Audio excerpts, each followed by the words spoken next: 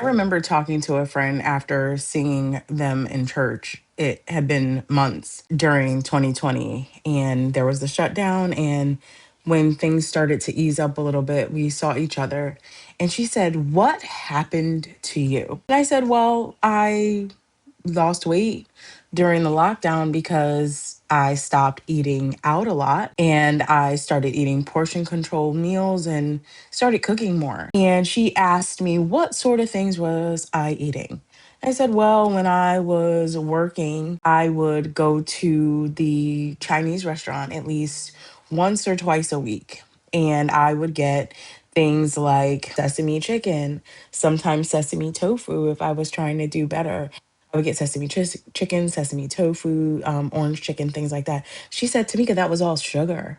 And I never thought that I had like a sugar addiction, but I realized that every single thing that I ate in for Chinese food, it was sesame chicken, sesame tofu, sesame, orange chicken, even the had some sort of sugar glaze on it. Everything I ate was sweetened with honey, sugar, something like that. And I was addicted to it. I was so addicted to it that every day, every week I would get a paycheck and I would spend $50 probably this Chinese restaurant that was local to my job. Additionally, I would I would go to McDonald's or I would go to Wendy's and I would get breakfast sandwiches, and not like small breakfast sandwiches, just huge meals. So of course, when the pandemic happened and we were concerned about people with, comorbidities such as obesity, I naturally decided that I didn't want to be a statistic. So I made changes. And here we are, all these years later, and sugar still is an issue. Sugar still wants to talk to me, tell me what to do, smack me around a little bit. But this time it's going to be different because even though I've gained some weight and lost some weight this year, I'm excited. I've lost 55 pounds, which is excellent. However, in order for my life to get on track and for me to serve the Lord the way I'm supposed to serve the Lord and serve the community of people that I'm supposed to serve, sugar has to get kicked to the curb. And that means no sweetener in coffee.